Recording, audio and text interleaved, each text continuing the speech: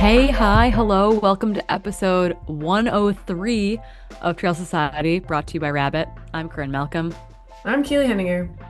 Dude, well, first I'll say Hillary's currently like on her way to Corsica or is in Corsica, so it's just Keely and I today, but we had to sit down on Monday evening post Western States to get this out in time for you all on Tuesday morning. So I'm happy to be here. I'm happy that you're here, and I just want to say that you look so much better than when I saw you immediately post race, and I'm wondering how you're feeling today. Mm. Yeah, I was told I looked unwell when I finished. I feel a lot better today. Yeah, the first night my feet were so painful. I've taped my ankles ever since States 2022, but I've never really worn it for 100 miles. And yeah, didn't bode super well, but they're definitely getting better. I got a good night's sleep last night finally, which was amazing. So I feel like I have color in my skin and a little bit of energy. Had to do a little boogie in through the airport today because I was a little late. And you know what? I did it and it was great. So we're here. Our brains are like half functioning, so excuse us if we don't sound super coherent today, but we're gonna give you a little bit of rundown of the weekend. Yeah, if we just stop functioning mid-sentence, it's not even because we don't have enough caffeine on board. To be fair, we are always generally like way worse at podcasting in the evening than we are like first thing in the True. morning too. Yep. So the 6 p.m. podcasts are hard for both of us. But you know what? We're doing it. We're gonna get it done. We're doing it. Um, How are you feeling? I am okay. Honestly, after like that much media go, go, go, go, go stuff, it's really hard for me to like settle again. I And I bet. just like, I'll be sitting there in a moment of quiet and I'm just kind of panicking that I'm supposed to be doing something. Mm-hmm. It's like I'm on a hamster wheel and I can't get off. And so the travel component's kind of nice because I just like have to sit there. So like I napped on my flight this morning, which was great. Nice. Mm-hmm. I definitely need more sleep. It's been a very sleepless Mm. week for me, just like undershooting every single day between like work stuff that had to get done, stuff on the ground that had to get done, athlete stuff that had to get done, being at the track at 3:45 a.m. on Saturday to kick off the broadcast at 4:15 a.m. And then I don't think I fell asleep until like 1 a.m. on Sunday morning Woof. and then went back for golden hour finishes. So, just burning the matches at all ends. And it coincided with like I got my period today and it coincided with like that like high hormone phase of my cycle where I also just like felt like death, like, Oh my you know, gosh. I have a funny temperature, thing yeah, about periods. Go, keep temperatures going. elevated, HRVs in the like in the crapper, like heart rate's really high. So it's just like, is it the sleep? Is it the fact that I had like a single margarita? Is it the fact that it's like, oh, I'm about to get my period? I was like, am I getting sick? Like, oh no. And it's like, no, it's just like, I was like, I cried so many times Thursday, Friday, Saturday, Sunday, and then got my period today. And I was like, oh, well, it wasn't just like how emotional Western States makes me. It turns out I was Hmm. just like that high hormone hair trigger of Hmm. feelings. So I am doing so much better today, but it's been a long 7 days. Oh, that's amazing. Yeah, I know what you mean. I was supposed to start my period either on Thursday, Friday, or Saturday. Mm. And I was really hoping it would be a little bit early and come on Wednesday because, like, I feel like my buffer zone is like 4 day window. And of course, it started at like 8 a.m. on Saturday in the middle of the race. And I'm like, cool, this is fun. You're like glad I'm wearing these. Oh no, you were in black shorts. That's You're why I fine. wore black because I was gonna wear the splits, but my period didn't start on Wednesday, and I was like, if it doesn't start by Thursday, it will be too heavy to wear pink shorts, so I have to wear black. I saw you in the black shorts and I was like, hmm, I know. So didn't think that's the truth. That's why. you're like, I can't free bleed in pink. It's not gonna go well. Pink split shorts. Oh my Oh, gosh. the things we have to deal with. Yeah, it is. It's difficult, right? And I know for me, like I definitely, while racing with your period's just kind of annoying from like a hygiene standpoint. Um, for me, like day one of my period is like a bad GI day for me. Yep. Day negative one is like I'm just so like I went for a walk Friday morning. Like I Mhm. couldn't. I could not. It was like my one morning to get a run in the whole week of craziness. Like I think I ran 13 miles last week Oof. because I like was just so busy Yeah, and so you ran an tired. ultra on your own. Yeah. So I went for a walk Friday morning and like that to me is like my day before period feeling and racing Hmm. with that. It's just like Yeah. I know the science says physiologically it doesn't matter, but let me tell you how I feel Yep. that day. It's bad. Yep. So, I feel the same, but I feel like mine's like -2 or 3 days out. So like Thursday, Wednesday I was super tired, but then Friday, Saturday I was like, okay, I feel like I'm in the clear. But like 2 or 3 days, 3 or 4 days after, I feel like a rock star. So I was like, dang it, wish I could have been a couple more days. But yeah, I had a GI thing too. Looking back, I thought it was the altitude, but I think it probably was just like a little bit of combo of period plus altitude. But I took an antidiarrheal and it went away. So we're all good. Never had to medicine, take one of those before. So, modern medicine. Talking to a number of people at the finish line, they had a lot to say about poop. So we won't dive into that. This not is yet. the podcast team does not need to hear about that right now. But speaking of those black rabbit shorts that you were wearing, I have to give a huge shout out to the gals over at Rabbit. We've been messaging with them all day today. We put out a little post today too that was teasing some stuff. I don't know if you all saw it yet on Instagram, but we officially have a trail collection that's gonna launch July 15th. Hmm. Yep, and it's gonna include the pieces I was racing in. And if you saw the awards ceremony, also includes that tank top or something like it. So we're teasing a little bit of it. And then I also And had a crew that I wore for the pre-race elite athlete presentation. So if you're really into trail running, you can go back through and creep on some of those media images. You can see some previews of the collection we're dropping if you guys are so nerdy like And us. if you're super, super nerdy and you can find images from Golden Hour and Keely walking in her athlete, you will see one more garment that we're That's really, true. really excited Yep. about. Yep. There you go. You'll see them all. You'll see all the pieces. We're super excited about them. We had to take Hillary and I took photos during TrailCon before she took off. You and I took photos before the athlete presentation on Friday, before we tucked you into bed. So those will all go live Mhm. in the next little Yep. bit, and they should launch online on the 15th, which is really exciting. And Mhm. so, one thing to plug there as well is that we have a new code for this month for July, and it's going to be States 10. So, again, STATES 10 for 10% off over at runningrabbit.com. Before we dive into some more Western State stuff, we have to give Hilly Goat a shout out. I think we'll record an intro outro with Hilly for our next episode and we'll dive into Broken Arrow a little bit more. But our girl made the US World's vertical team. Hmm. So cool to see. And what a good team. An amazing team, a super, super stacked team. So again, Hilly raced the VK, the Ascent at Broken Arrow. It was a modified course. She smashed it. She made the Worlds team along with um, Grayson and Jess Brazeau and Sydney Peterson, another Brooks athlete. Brooks like swept the American podium, and Anna then Jess, Gibson. yeah, Anna, Sydney, Hilly, and Mhm. Jess. I think were the Yep. four that made the I team. think you So, accidentally said Grayson, but oh, sorry, Gibson. no. It's okay. GG, same. Same thing. It's Great. confusing. Yeah, Grayson will be on on at least one of the teams, but Hmm. trying to figure out kind of what those teams look like right now. But yeah, Hilly made the vertical team, and I was Hmm. talking to her at TrailCon, and just was like, "Yeah, Hilly, I know you like the 100-mile distance, but like, dang, you know you're good at this mountain running stuff." So Hmm. Yeah, really take her thrilled back for to her. her roots. So cool. Yeah, so she's in Corsica, gearing up for I think what is like a 40-mile-ish race right now, and then she'll be back stateside, maybe jumping into some shorter stuff in prep for Worlds in September. So we'll get to pick her brain a little bit more. She's got some cool school news. So we got to do a real Hilly life catch up, I think, in an Hmm. upcoming episode. Totally. Western Yeah. States nerding. Does that sound good? Let's do a little nerd. Okay. So of the 369 runners that started, I think 284 finished. And Yeah, a lot set higher than I thought. Yeah, it was like a Good. 77% finishing rate. 75 women finished. I think about 100 started. So a really great finisher rate in the women's field. And it was the most women that have ever finished Western States. Hmm.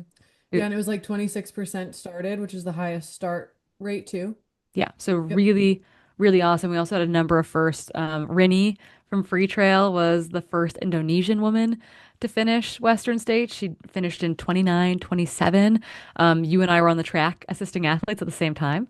You had a leaner, I had Rinny. It was great. Nice. And then Ho Ha in the women's top 10 was the first ever Vietnamese athlete Oh to wow. run and finish Western States. So that was She also crushed it.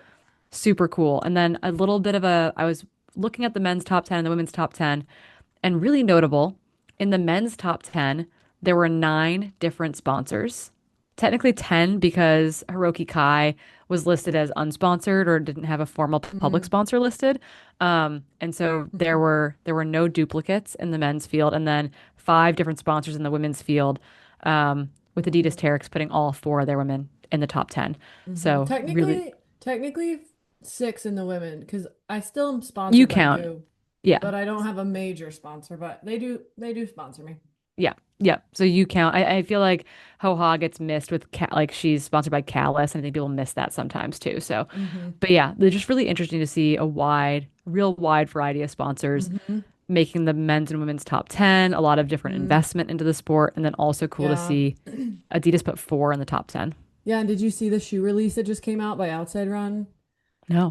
The top two men were both wearing like unreleased prototypes, like a Nike Alpha Fly prototype, and the Brooks was like a Catamount prototype. But then the women's side, there was only one prototype that was raced in, really. And So I it's think the just shoe kind of that interesting. I think the shoe that Fujao raced in Hmm. like is really it's like released like this week, I Oh, want to okay. say. Hmm. It's a The name's changed a couple times, but Hmm. I think they've been calling it a prototype, but Hmm. it's very much in production and I think is released this week Got or it. next week. It's released in the first couple weeks of July. Hmm. Um, so that was really, really cool to see. I know Yeah. Abby was like, yeah, I'm just in like the regular off the Yeah. shelf Adidas like Graphic Speed Ultra. Yeah. But so was Caitlin and Hannah. Yep. So like clearly it's a good shoe. Yeah. Yeah. But I Cool. was Cool to wondering see. if you had any idea on the stats around countries in the top 10 because it was like a very diverse group of top 10 women at least, like only three Americans.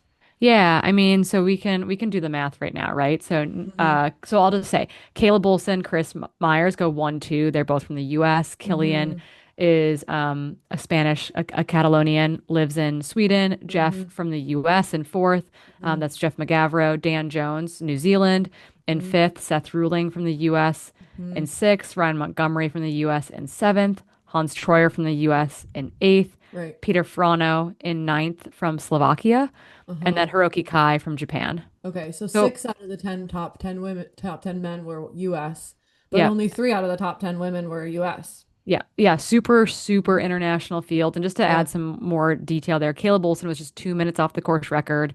Wow. Um, Killian PR'd by like 70 plus minutes from 14 years ago, running 14:19 for third, and was closing. Like he ran out of distance. I think you give him another Hmm. mile, and he was taking Chris, I think.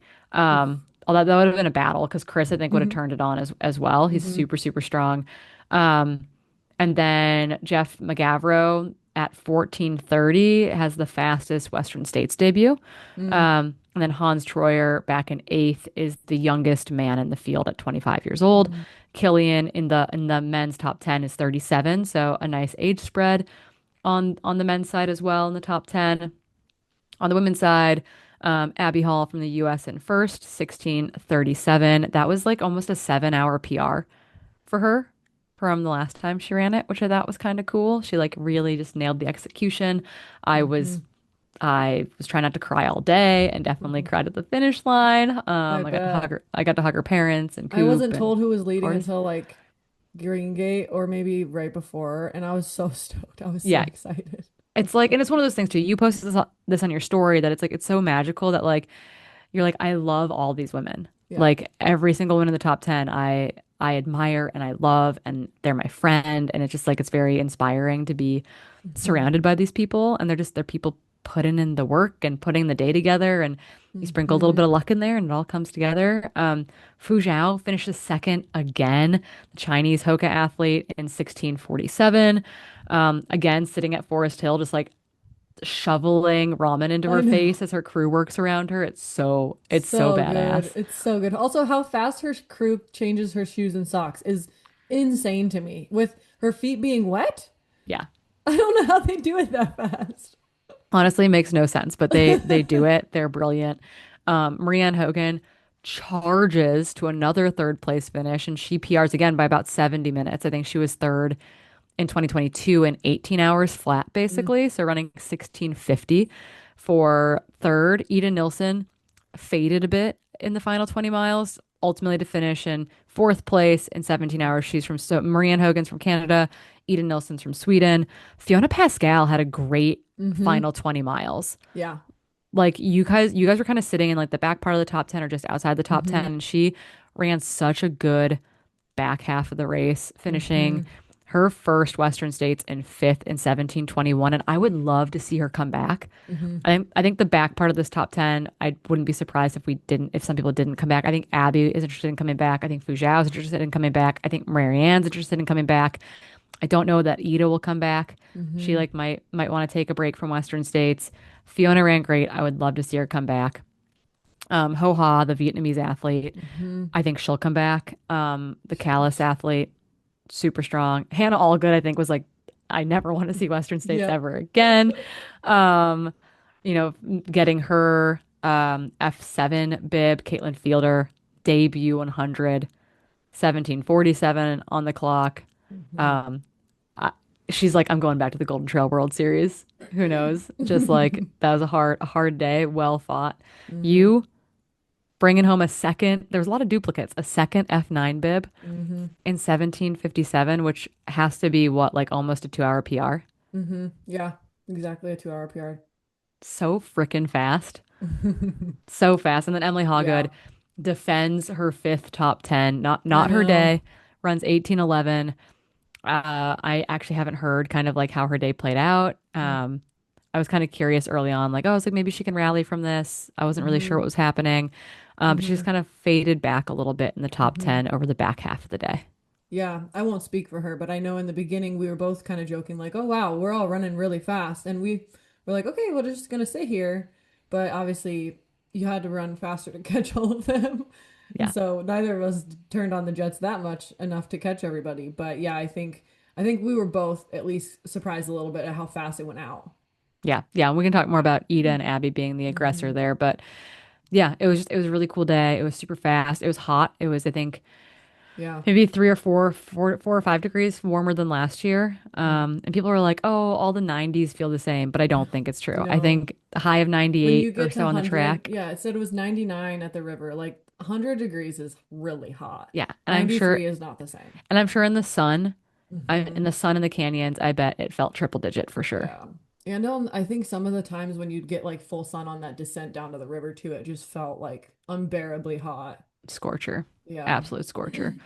Oof. It's like, don't want to do that again, but I'm also like, well, I don't know. Maybe that Yeah, sounds I kind of fun. know. Like I can't say no, I guess. Dude, this Um, sport is insane. It's so weird. You're like, I hate this. I'm never doing it again. And then an hour goes by and you're like, maybe I could do that maybe. better. Well, I'll make you answer that question later. Yeah, I know. Figured so.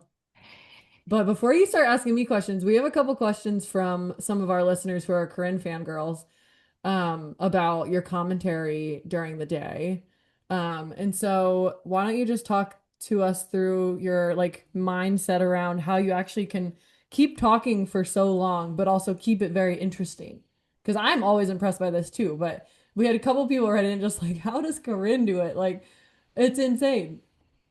It's wild. So this is the fifth year that Dylan and I have done the Western States commentary, and I think we did as good of a job as usual. People keep saying it gets better and better. One, I think Dylan and I have a really good rapport, and it's really Hmm. easy for us we don't have to interrupt each other. We like don't have to talk over each other. We're really good at kind of throwing it back and forth, or like me being ready to like bring up a new timing checkpoint or bring something into the conversation. It feels like you're kind of podcasting in a lot of ways. And we had to, in the early days, it was a podcast because we didn't have imagery from the top of the escarpment to Mm-hmm. Michigan Bluff, effectively, like that first year. 2021, we talked about nothing for till mile 55. Okay. Like we had to just be really good at talking. So people Yeah. forget how little footage we had just Mm, 5 years ago. right. This year we had camera bikes and camera runners. And, Hmm. we got to see a lot more of the course than we usually did. And we had drones and we had static cams in the aid stations and we're using Starlink. People forget that we are using all this technology. They're Hmm. like, how can UTMB do this and you can't? I'm like, well, they have cell service. Like it's a whole thing. Um, but it just becomes this like very natural, like keeping us updated, looking for those new things, talking about our personal experiences, but also like reminiscing on last year or the year before and what those Hmm. splits mean and what the conditions mean for the athletes. They caffeinate us pretty well and they hydrate us pretty well. It is hard for us when it gets hot on the track, when it's 99 degrees. It feels really nice in the morning on the track, but you're just like sweating into your seat and it's just like Yeah. like it's like running and getting sweaty is one thing, but like sitting and being It's the that worst. wet is like so awful. But people brought us coffee and that was really wonderful. So I think we find good balance in it all, but I also think that I have a really good friend named Christina. She's not Christina Randrup, another Christina, actually, Christina Owen. And she was probably going to listen to this. And she's known me since I was a high schooler. And we were at a memorial this past year and we were talking with her and she goes, "Yeah, Corinne, the first thing I remember about you when I met you is that I walked away from a roller ski or a run that we had been on and I was like, wow, she's a good talker." So It's just in your blood. I think I'm naturally Hmm. inclined to it and my brain doesn't remember the periodic table, but man, can I remember really asinine details Hmm. You of a do. race or something that I've done. And so Hmm. it's all stuck in there. And I could Yeah. use that brain space for something else, but I don't. Hmm. Yeah. And it's a good reminder too, because I remember racing in 2022 when I was running with Ruth and Emily in Yeah. the top three. I remember looking up at the top of Devil's Thumb and being like, there's a drone? Like, what is going on? Because they were not there in 2021. Yeah. It was so cool. Yeah, I it was remember really those cool. images. Yeah, we're like, whoa, this is so cool. Like there are drones out here this early in the race to show the like movement in the race, at mile 20 or whatever mile that is, 25, 30, and just 40, whatever it is. But yeah, it's just really cool. But okay, last question. We know you love pretty much everybody in the field. I do too. The whole field's amazing. People are so fun in trail. I was talking to Emily on the podium, just like, why is everyone so great? But we had a couple people say, what were you thinking when Keely cracked the top 10 and were you keeping tabs on her throughout the day? Oh, yeah. I mean, it's one of those things where like I don't play free trail fantasy because it's like I love everyone too much. And I'm worried, Callie Vincent and I were joking about this. Like, I'm worried I'll jinx you. Mm, Like I'm worried I'll jinx you if I like do my free trail fantasy ballot. And so I just don't. I have to like talk about the race and talk about what I think might happen, but I don't submit a fantasy ballot because I'm worried that I'll jinx my loved ones. Um, it's that's such an fair. emotional race. I was, yeah, refreshing all day. And then, like, the updates I'd get from the field from like people that were on the ground that would tell me things like how amazing you looked, or that you were really in the zone, or you like looked really good. And then I'd watch you like claw time back on people. And so it was kind of lots of like little, like, yes, like moments in studio. And then this year we got to leave the booth after M1 finished and kind of be on the track and be around. Mm, And that was really fun too, because that meant that I got to like go find people and hug them. We went back into the booth to call the very end of the race. So we called, I want to say, we called, we maybe went back in right after Hannah finished or as Hannah finished and called through the end of the women's top 10. So got to be mm, in booth when you nice. finished. And that was also just very cool to see you come across the line and like fist pump your way through it. So it's really emotional and I get very choked up every time it happens. And it just, to me, I know the journey you've been on with Western States, and I know the work that you've been putting in alongside medical school, and I know how hard, like, I know how hard medical school is. And so just like, it's, I think, extra special to understand all the moving pieces that like make that day happen. And so, Mhm. and then I was like texting Coop all day about everyone, which was also amazing to have like the Mhm. coach on the ground, like talking about, all of his athletes that I was super excited about. So like you Mhm. and Abby and Ryan and Fujao. I was like, oh my goodness, did you see this? And we were like just texting back and forth. I was like, she's got 2.5 minutes to Shay. She's gonna do it. So we yeah, we were kind of Mhm. losing our minds collectively, which is amazing. Yeah, it was really fun. Yeah. Well, we've got questions for you. and that's why we're all here.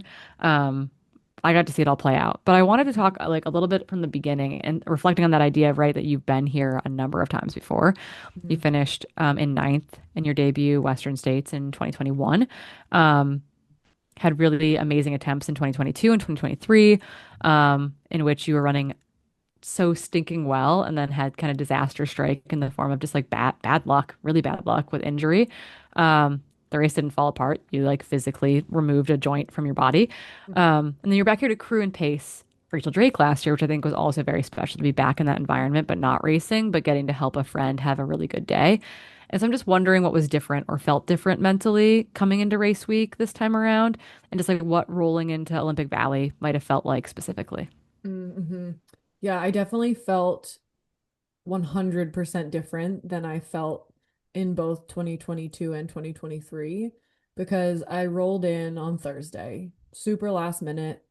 Um, had a lot of other things going on the week before. And so I rolled in just really excited to be back in Tahoe because I love Tahoe.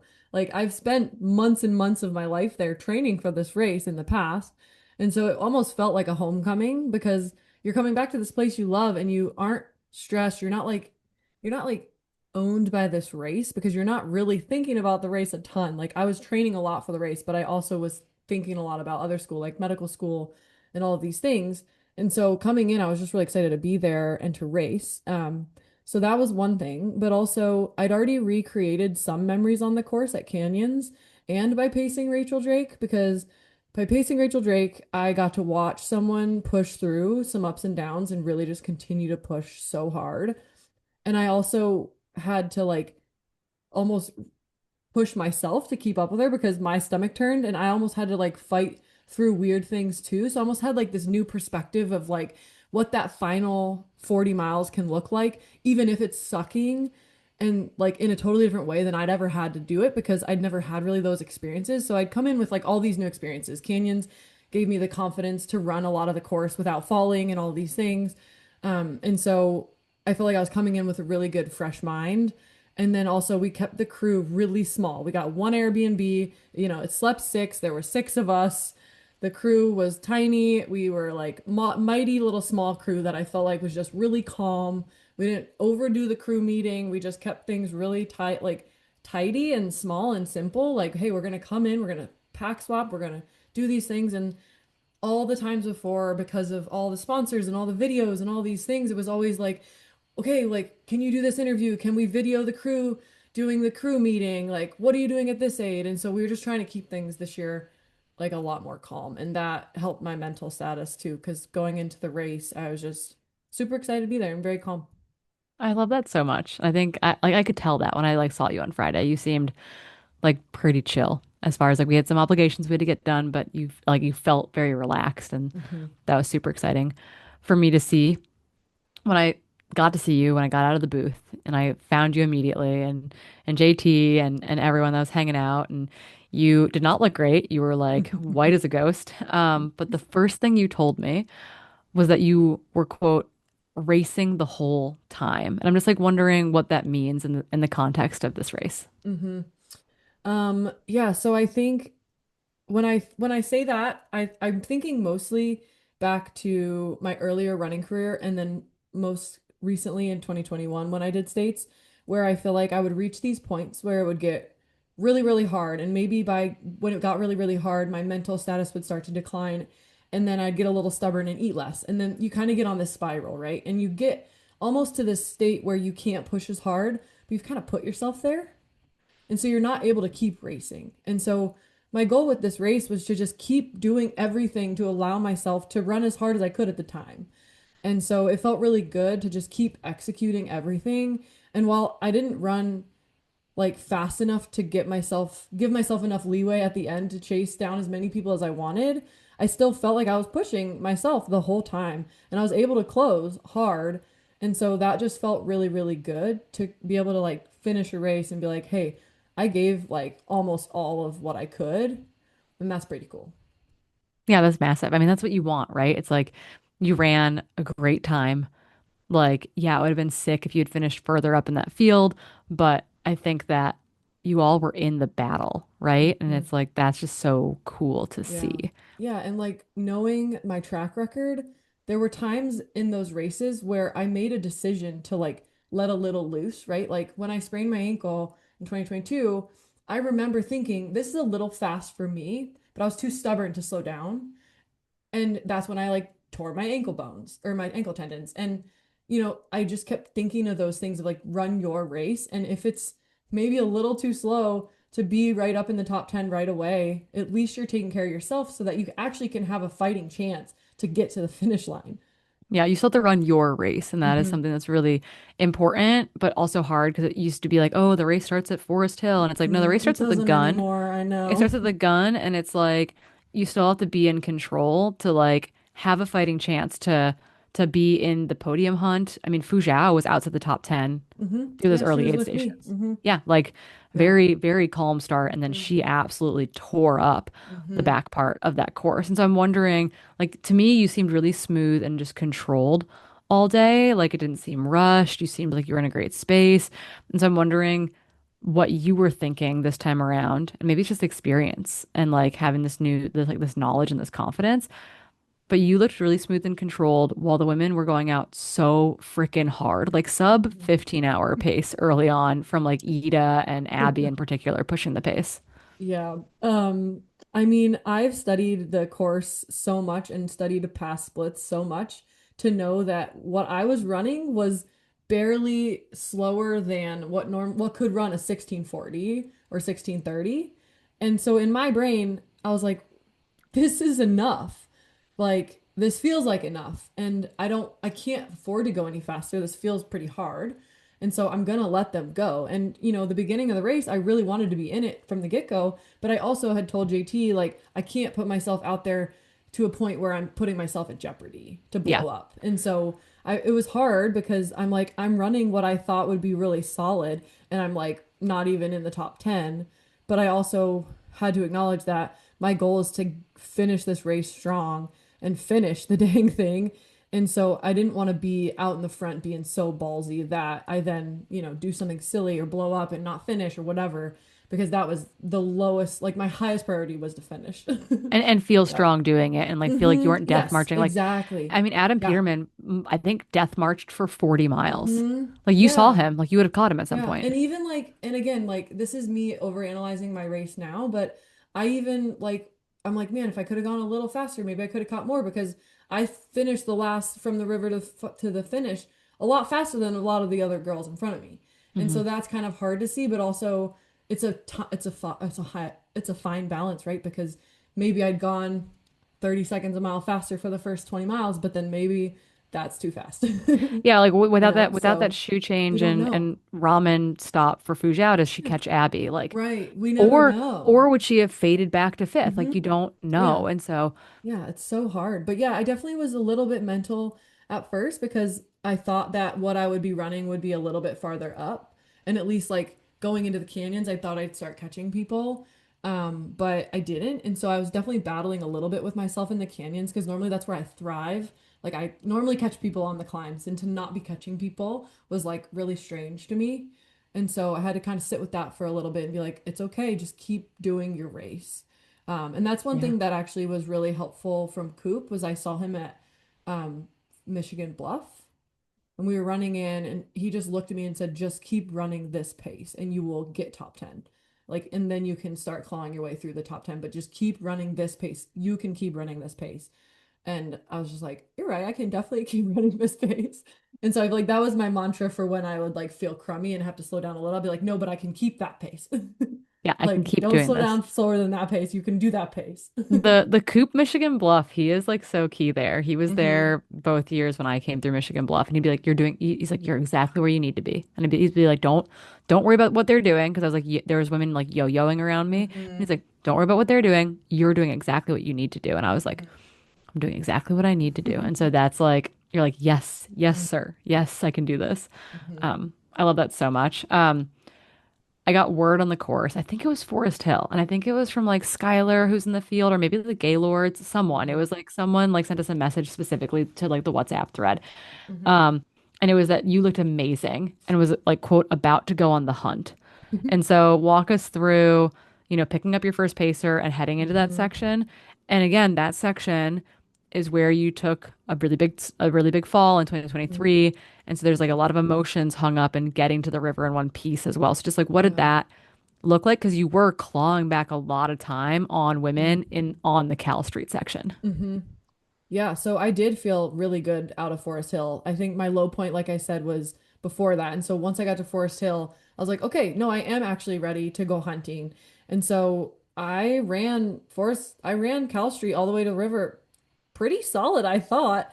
Like Jeff and I ran from Forest Hill to the river in 2:45 or 2:44. And, before when I was training for this race, that was always kind of the goal. And so it was really cool to be running how I wanted to run, but it was also a little frustrating to not see anybody the whole time. Because you left, did you leave there But in 11th? I left there in 11th. But by the time you got to the river, the But gap to you I and was Shay only a was like, minute and a half or 2 minutes from Shay. And I think I was 9 minutes back out of Forest Hill. yep. And I was 25 minutes back from the girl in front of her. Mhm. Or sorry, 12 minutes back from Emily and then 25 minutes back from Caitlin. And so I gained on all of them by a lot. But yeah, it didn't feel like that on Cal Street because you're like, where is everybody? Like, well, I'm running so hard. But Yeah. everyone's running hard. And it was just like, yeah, I'm running harder, but not like I'm not running minutes per mile They're like not fast. walking. Right? They're still Exactly. moving. Yeah. And so it was really good. I saw JT on the north side of the river. So before I crossed the river, he gave me a new water bottle. And then he also said that Shay was only a couple minutes ahead. And so that was really good to hear because I was like, oh, we are gaining on her. And so then we're probably gaining on everybody. So I heard that. And then basically we climbed up Green Gate. Jeff was reeling me back because he's like, do not charge up this. You still have 20 miles with Marianne. It's going to get cooler. You're going to feel better. You love that section. And so we just took it steady. We didn't run every step of that climb. There was no need. And it was really smart of him to kind of keep me back a little bit. But then we got up there and they were like, oh, she's like 3 or 3.5 minutes above you now. So I was like, oh, dang, she ran that climb pretty far. And so in my brain, I was like, okay, like that's either going to bite her in the butt or she has a second win too. So with Marianne, then we were like, okay, now we're going to keep hunting. So it really was like from Forest Hill, I felt like we were hunting the entire time, but I almost felt like I didn't have enough runway to hunt Yeah. No, because, I think you did. I think oh, I think you ran out of runway. Same with like that's what I Killian. mean. Killian Exactly. Killian needed like Because another mile and then you would have gotten yeah, Chris probably. yeah, because I gained like 15 minutes on Caitlin. And so it was just kind of a bummer to know that you were gaining on so many people, but you're kind of running out of time at the same Yeah. time. That's my Western States But experience every year is like, oh right, if it was yeah, a little bit longer, like I yeah, almost closed to Addie and uh-huh, I took so much time back on her in 2019, but like uh-huh. Run I out of didn't have runway. any I runway. know. Yeah. Yeah, so that's what like makes you like, oh, maybe I could have done a couple Like things differently. shoot. But at the same time, you never know with these things. And you felt good But getting through that section that you took the tumble in 2023. yeah, Like that so was good. we slowed down a tiny bit for that section. I got through the section. Jeff told me to keep looking up like through it till we got to the eight because I like started to celebrate early. And then we got to the eight. I kind of was like teary, gave him a big fist pump. We're like, we got through it. Gave JT a hug. I was like, I didn't fall. I All was my definitely joints really are sad. intact. But then at that point, honestly, I was like, I'm finishing this race. Like Yeah. that was the moment where I was like, no, I'm doing this. Like regardless of what happens at this point, because I can do it. I can do this thing. I can run 100 miles and I can keep myself intact. Like I'm That's very capable. it makes me so It was really happy. cool. It's Yeah. so good. Yeah, and I knew Um, in my soul that I would try my hardest to catch Shay and the people in front of her, but I also knew that if I didn't, but I was still trying so hard that I would be happy. But obviously like everybody wants kind of top 10. So, yeah, so I guess walk so that's the thing though too. I've been in that position like leaving Forest Hill in like 18th or something stupid. And like clawing my way forward and my pacers will be like Corinne says she doesn't care, but every time she sees a person, she accelerates, so we don't know what's happening. yep, But totally. and I remember like finally moving into 10th and then, or in 2018 finally moving into ninth and being like I feel like actually once I moved into ninth I could exhale a little bit, but I feel like I moved into 10th in 2019 and I ran out of room, did not catch Addie. hmm But I felt this like moment of like, oh shoot, like now I have to defend this position. Like now I've moved into that like hmm F10 spot. Like you have to hmm it's like fighting for a podium spot all of a sudden because hmm that is like it's so important to be in that in that group that you're just like, okay, like the mind shift. I feel like for me anyway, all of a sudden it felt like there was a big psychological mind shift Hmm. every year that that happened. So I'm curious, like you come through Green Gate, you're 3.5 minutes down on Shay. Hmm. We don't know how far back you're on Emily. Like, when did you actually end up catching Shay Hmm. and Emily, and how did it feel moving into 10th and then into ninth? Yeah, so Marianne and I started off out of Green Gate pretty conservatively and then slowly started picking up the pace. We probably caught Shay like 12 minutes or 15 minutes later, Okay. where she was crossing one of those steeper river crossings where it's like not steep for long, but it's just that quick little pitch up kind of out of a little creek, I guess. And they were, I think, either cooling in the river or just taking their time getting through the river. And, Marianne and I do workouts together all the time. And we actually practice on our trails in Portland when we see someone ahead of us to like do what we do in a race. So we have it down. It's like she knows, she's like, all right. And so we're just like, hey, Shay, we pass her. But when we pass, I'm like running really hard. And we probably keep that up for the next mile and a half. And then kind of back off the gas a little bit and just kind of cruise until it gets dark. It got dark. I kind of hit another low moment after the biker stopped following us. So the biker followed us. I feel like that was good motivation to run pretty hard on that dirt road. And then we got on that trail that kind of has the technical like douche grade climb for a while up until Pointed Rocks. And I'd say, or no, up until yeah, up until Pointed Rocks kind of. And there I was like a little bit in a low, but then about 2 to 2.5 miles from Pointed Rocks, we thought we were being chased. And so we started picking up maybe about a mile from Pointed Rocks. We thought we were being chased. So we started hammering. Because Marianne's like, no, there's a headlamp back there and it's too close for my Like at mile comfort. 94 or 5, like pre Pointed Pre-Pointed Rocks. Rocks, Okay. yes. So we ran into Pointed Rocks thinking we were being chased. And so the crew was there. They were like, "Hey, what do you want? What do you want? You're gonna change your pack?" And I'm like, felt my bottles. They were still full, which is not good because that means I didn't drink much before that aid station. But I was like, "They're full. We're going. We're being chased. Like we gotta go." And of course, like Marion didn't know if it was a boy or girl. It was just a headlamp. And well, again, when you're in 10th, you're like, I'm not giving up 10th. There's no way I've ran this far for this long to then give up 10th right now. And so we were sprinting. I looked on Strava, my gap pace for that mile, 5:40. So Like silly. I love 6:40 it real pace, so 5:40 much. gap. I'm like, oh my gosh. We were hauling. But they yelled out one thing at that aid and they said 2.5 minutes. And at the time, like the instant time, I didn't understand what that meant. But then like 30 seconds later, I was like, oh, Marianne, that means we're 2.5 minutes back of Emily, which was really good fuel to then keep pushing, even if we were being chased. Because I was like, well, I don't want to be chased, but also I'm catching Emily. Because then if I catch her, then whoever's behind me can catch her. And then at least I'm not the one that's in 10th. Yeah, Um, totally. and so we just kept hammering, and like probably 2 minutes later, we caught Emily. But again, we were sprinting. And I was just like, Emily, there's someone behind us. And she's like, what? Someone said they were so far back. I'm like, no, they're right behind us. Turns out That I was don't think they were. misinformation. They were Turns out not. Erin Clark was moving her way up, but She it was, was but like yeah, a ways everyone off. was like 40 minutes back. Yeah, so she Yeah. had time, but I didn't know. And I was just like, I'm not messing with this. I am running hard. And so again, we got to Roby Point and we ran a 95% of the climb. Again, Marianne's the best pacer. She's just like, no, you're not hiking this. Let's go. I love that so much. I was talking to Seth Ruling's crew after the race, and they're like, yeah, he had like a 20, and again, he ran 14:59. Okay. So He had fast. like a 25-minute walk break apparently around Quarry Whoa. Road because he was just like, he like cracked. And then Uh-huh. he's like, oh, I'm okay now. And then apparently he ran every step of Ruby Point. Whoa. Yeah. And I was like, you monster, you annoying little talented monster. Yeah. Um, we talked after Canyons about how like you ran every step of Ruby Point because you're like, if this is Western States and third is right there or second is right there, like I need to run this. Hmm. So you ran 95% of it. What did it Yep. feel like finally cresting Roby and knowing that you've got basically a mile to the track? Oh, it felt so good. But also, Marianne was being a good pacer and saying, we don't know where eighth is, so you better keep pushing. And so it felt really good, but also like I had to keep hauling up that road. But then, And it's probably nasty. It's like it's this. nasty. Yeah. You think you're at the top when you hit the aid station, but then you have Oh, to go up this like point paved. 0.3 miles. Yeah. It's But then Stupid. Zeb caught us like only 100 meter, maybe like 200 meters up the road, 300 meters up the road. And he's like, oh, like you're so many minutes up on so and so already is ahead of you. And I was like, okay, cool. And I slowed down. Okay. We can relax a little bit.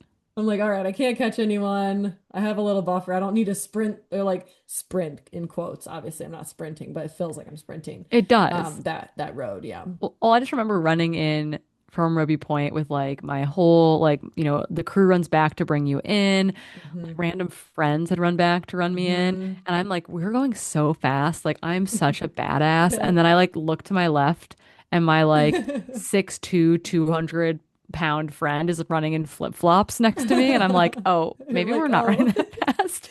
Yeah, I know. I saw a video of myself running on the track and I was like, felt like I was running so smooth. And it was like, it was still fine, but I was like, oh, I felt like I was like a track star.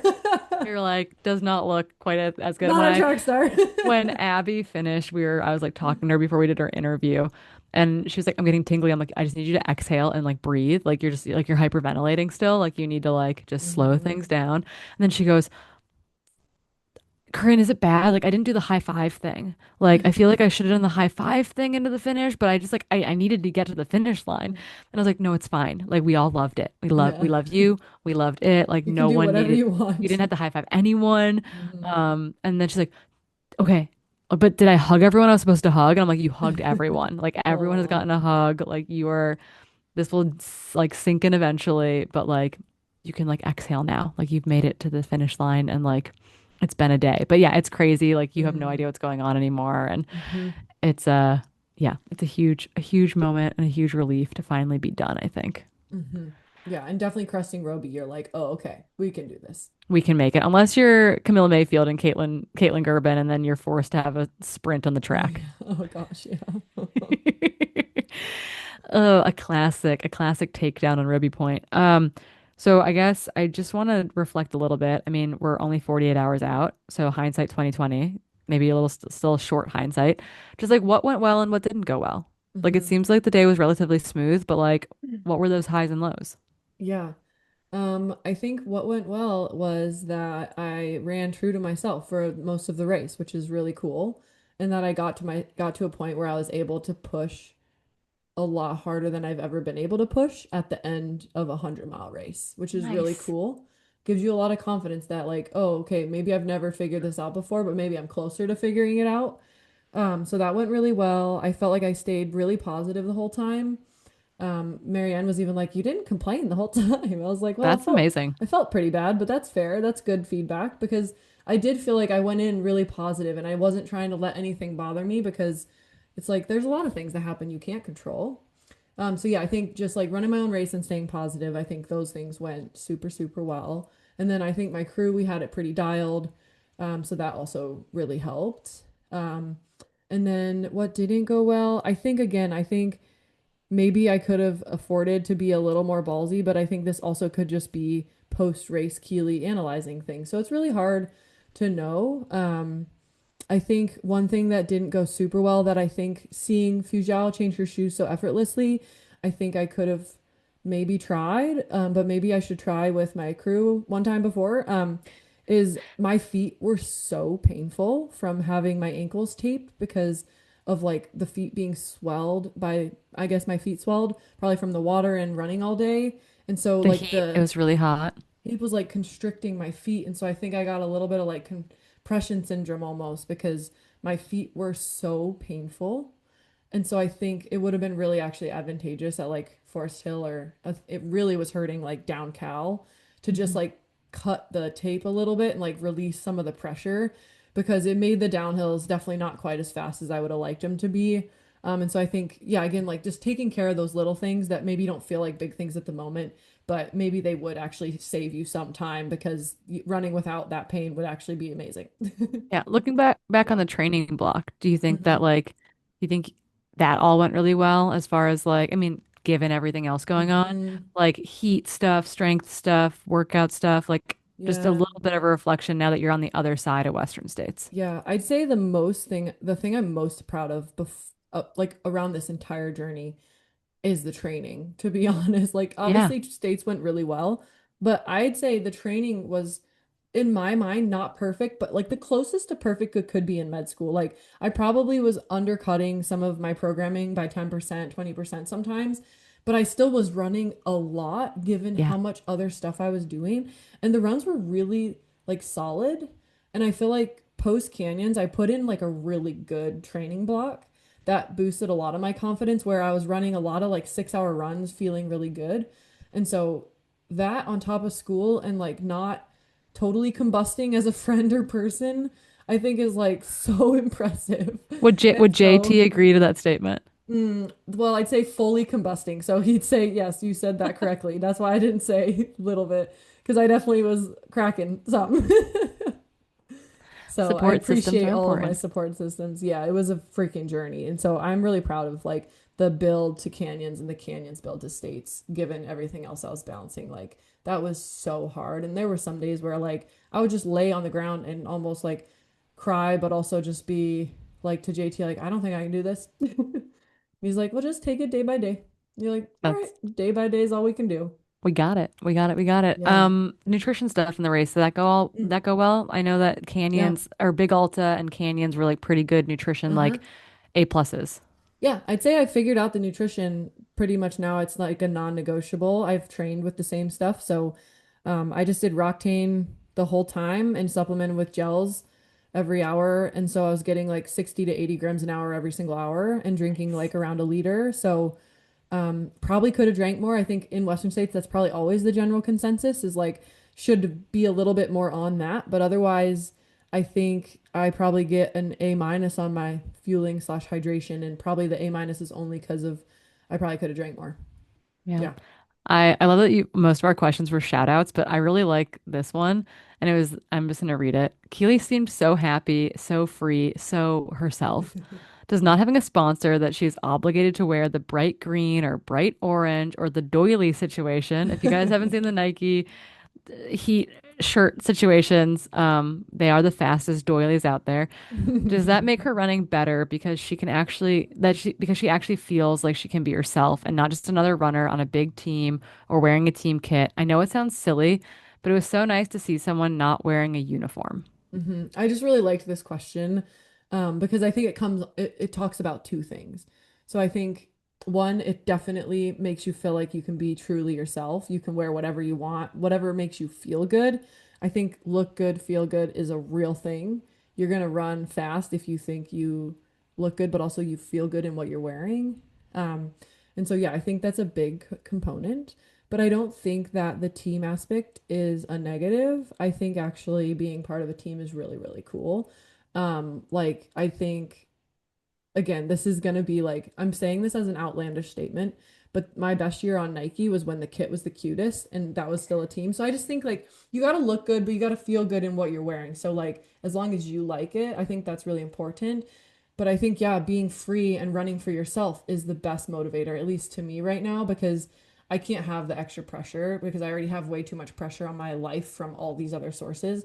That if I had another pressure of like a brand relying on me to do this thing and look this way and do these video shoots and do all these things, that's just too much. And so it felt really free to just like literally like spend my time in the sauna deciding what combo of apparel I was gonna wear.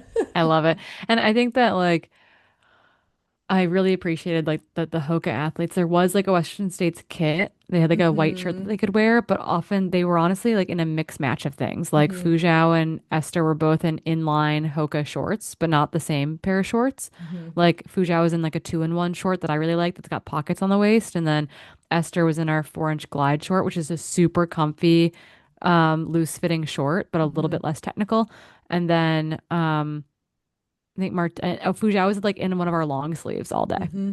Like Right. a super, super lightweight, very comfy, very pretty lavender long sleeve. So it's just like Mm-hmm. I like that they got to choose what they Mm-hmm. wanted to race in from our kind of like Yeah. selection of Mm-hmm. branded apparel, which gives Yep. them more freedom. I like that too. I think that's really cool. And I think even Adidas, while they all looked similar, they were a little bit different in pieces as well.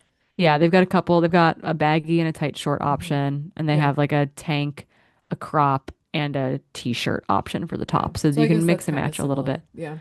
Yeah. Yeah, But mix and match yeah, a little bit. I think Yeah, having options is really nice. yeah, it's important. Mhm. Um, actually a question that I really like because it combines two of my questions, Mhm. but it's from a listener. And they say, I'm so curious coming away from this race, knowing you can return next year, and then like the dancer girl emoji. If you already have thoughts and goals training wise that you're hoping to integrate to continue to throw down with the speedy women's field, as everyone keeps getting faster and stronger every year. It's been interesting to watch some of David Roach's training and his speed work focus slash heat training. Just wondering if you have any thoughts on training tweaks for the next one. So that's a combination of me being like, Mhm. hey, feet to the fire, you coming back next year? Mhm. But also just like, you just did this huge thing. You accomplished this big goal. You came back to Western States. You put yourself in the top 10, like big, huge, like, yes Mhm. moments, but also recognizing that you got an opportunity to come back in 2026 if you want and if it works in your schedule and you've got so much time Mhm. to make that decision.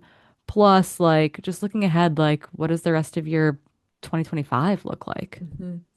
Yeah, I think going into the race, my answer would have been absolutely not going back. Even right after the race, answer would have been absolutely You not. told me no way at the Yeah. finish line. And I'd say I'm still leaning towards no, but I'd say there's a part of me that's like not completely out of the game. And so I think I'll just kind of keep it open. And if I feel like I want to, I'll do it. But again, the perks of not having very big sponsorships that require you to do certain races is that I get to decide.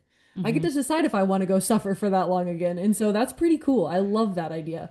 And so I think I'll just keep it open. I think there's a lot of other things that I'm doing this year and potentially in the future that could coincide with it. And so I think I'll just wait and see. I definitely think I learned so much this year, which makes it appealing to like think about going back again. But I think there's also so many things that I want to do in life that make it maybe something that's not something I want to do next year. So I think we'll just wait and see. But I think from a training perspective, I think a lot of the stuff out there right now is a little bit much from what I've noticed in The some heat of the stuff. training builds. Yeah. Yeah.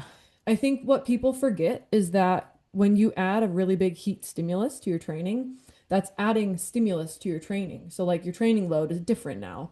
And so I think there's been a lot of people maybe overdoing some of the things. I'm not going to say names because I think it's just like we're all trying as best as we can to figure out this crazy sport. But I do think that there's a level of heat training that is really beneficial. I think we know that the sauna is helpful for these kind of races, but Yeah. I don't know if you need, sauna for 3 months or 4 months. And I know for myself personally, I don't have time for extra things. And so I'm going to do probably the bare minimum of the sauna training that's going to give me the benefit because that's all I have time for. And I think that's all I need. And if that means that I'm going to be clawing at the bottom 30% of the top 10 every year, that's all I think I have in But my life right now, and also that's the okay. minimum effective dose, right? Like there's Right. no more is not more in this Mhm. sport. And we like True. this isn't like Yes.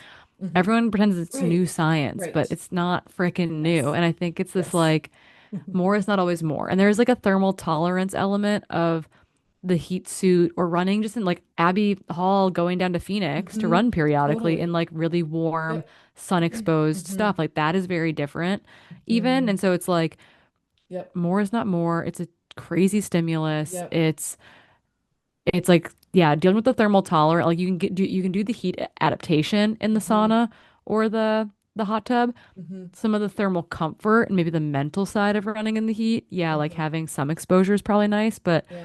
people have been kind of insane with it, I feel Yeah. like. Yeah. And then I think I'd love to hear your opinion on this too, Corinne, but I think also mileage and training volume and stuff has been going up. And you and I both know that there's a ceiling to that where it's the most effective dose too, right? And so for me, I was stoked that I got 4 weeks of 100 miles a week. Hmm. And to compared to some of the people training, that was low. But to me, if I would have gone any harder, I would have gotten injured. And so I think there's a limit to all of this. And I think what we forget is that what works for someone or what we think works for someone may not work for the other person. And so I think, you know, don't think that because someone's doing something, you have to do it that way. And because someone wins a race doing X, Y, and Z, but you have to do it that way. And so I think still just try to remind yourself that we're all very different and that, yeah, sometimes less is more and that there are ceilings to these things. So, like, running 180-mile weeks, not going to be helpful. And so, like, doing sauna suit every single day, probably not going to be helpful. And so, just like, remember that there's ceilings to this training thing where it's just not going to be beneficial past a certain level. Yeah. One thing I really liked from one of Hayden Hawke's interviews this past week, he's coming back from having a little bit of a knee surgery. He had like a meniscal tear that they cleaned up effectively, so he didn't have to be like non-weight bearing or something for a super long time. They were able to kind of like get it moving relatively quickly. He's 6 weeks out and he's starting to do some running, Mm, and it's feeling okay, I think, which is great. But he on an interview said, yeah, I'm really thinking about training for health versus training for mm, fitness and just like mhm, leaning into like mobility and strength and like doing that kind of stuff that's really important versus like needing to be extreme. And I think that that mhm, is like Jim said something super similar, actually. We had him on the broadcast for like an hour and he, kind of also said that same thing about, yeah, I've gone too big before. And I mhm, feel like I'm in mhm. a place of understanding like what I need to be doing versus Yep. what I at one point Mhm. thought I should be doing. Yeah. Yeah. And like my quads are not sore at all. And I did not do crazy high volume. So it's Yeah. like there is a least viable dose. Yeah. That's all you need. Yeah. And I think maybe it's not even that weekly volume. It's like Mhm. that long runs and getting those key long Mhm. runs in for 4 to 6 weeks in a row versus like a cumulative. I mean, you Mhm. have to like there's some consistency element that's important, but Totally. those Mhm. those specific doses, I think maybe have a larger impact than like, Mhm. Yeah. is it a deload run Yeah. day for an hour versus a rest day? Probably doesn't Mhm. matter, but Right. that like 6 and 4 or that 3 6 6 or whatever it Mhm. is, like getting those two to Right. three day blocks is probably the more important element. Yeah. And like we've talked about maybe in the last episode, the only way you're going to be able to run those back to back to back weeks with those long runs is to just be consistent throughout the whole rest of the year before that build, right? So I think the most important part to these ultras is just staying healthy so that you can run consistently to be able to build a base that is solid. You're going to be way better on a start line running continuously for 10 months, even if it's low volume, quote unquote, if you only compared to if you only got to run for 3 months before the race, but you could crush high volume, right? Yeah. So I think it's just like less is more. Yeah. Less is more. Yeah. I think that's where we're at. Less is more. And you got to balance those like stress is stress Hmm. factors effectively. Yeah. Okay. So Keely's coming back to Western States in Oh 2026. Don't, gosh. don't Don't. quote us on this. Um, no pressure. And the thing too, like the privilege of being an elite is that you could take your spot in December. And if in January you decide that it's really not what you want to do in 2026, you can turn it down and that spot will roll to the person on the wait list, which is Mhm. like Which is no cool. no harm, no foul. Like someone will get in the race. You're not taking a spot from another elite. You're Hmm. not taking a spot from someone else in the lottery. Like that spot goes to the wait list and they will Hmm. fill the race to the full capacity Hmm. by, the Two last days weekend in before. June. Yeah. Yeah, no, day of, I 1 know. p.m. Did you on. see the guy finish? He was in the golden hour. The I guy love who it so flew in much. the day, what, the Tuesday before He, from the UK. I think he landed on Crazy. Thursday. I think he was in the air Crazy. on Thursday. Wow. So That's when he got cool. the invite. He got the invite in the air, which is Crazy. It's so cool to see. oh, Ben Gibbard who's on the wait list. He also finished. Yeah, it's really cool to see. Melissa Ostaszewski was on the wait. No, she got drawn. Sarah was on the wait list. Sarah removed herself from the wait list. But Melissa, like, it's yeah, lots of people did really cool things. We're very proud of them. Um, well, again, I guess plug for us. July 15th, hit refresh a million times. Pay attention to our Instagram. There's some cool stuff coming from us, from Rabbit to you all. And again, if you would like to go get 10% off anything on the website right now, they just launched a really cool trail collection. The shorts look really nice, actually. Hmm. They've got some new shorts that just came out, and you're going to do States 10 to get 10% off. Are you ready to slam? Let's do it. Keep it short today. Okay, it's you. You're taking the slam. All right. This is talking about the last episode with Dr. Puretz. We have a listener saying, "Thank you so much for this episode and for the assurance that there will be multiple age groups included in these conversations. Love everything you're doing and that we know kids and perimenopausal athletes will also be addressed. I totally get the focus on pregnancy and postpartum, but it feels like really good that we're going to be included. I think it will be the first time I've ever heard us specifically addressed. I can't wait to listen and learn. Thank you." So, talking about perimenopause, postmenopause, menopausal Yeah. athletes. Lauren Puretz is obsessed with our perimenopausal athletes, and so really excited to have her on for around 3 to bring that to you. My guess is we'll do that sometime in July, which is really exciting. So stay tuned for that episode. I think it's a topic that will be really cool to dig into and get kind of nitty gritty Hmm. with. So, um, I Yeah, guess yeah. Thank you for being on this journey with us. I know. Yeah, thank you. And I feel like to all those guys who've sent us DMs asking for the flower print in men's sizes, we'll work on it. But in the meantime, I'd say you could probably order an XL women's white tank. You'd probably be okay. Yeah, and honestly, the singlet too. I think your lats are going to fit in it just fine, and you'll look extra pretty. So, And if um, not, you can then gift it to a girl you yeah, know. exactly. But we're talking to them. We've got a number of guys who saw us in the material, and they're like, "Ooh, I'd love to have that in my size." So, So fun. hopefully, we can bring some of that to a men's line as well. But I guess if you're listening to this, give a big hoorah to the trees that are around you while you're running, to Keely and her F9 bib at Western States. Eat a snack if you've not had one. And until next time, we'll catch you out on the trails.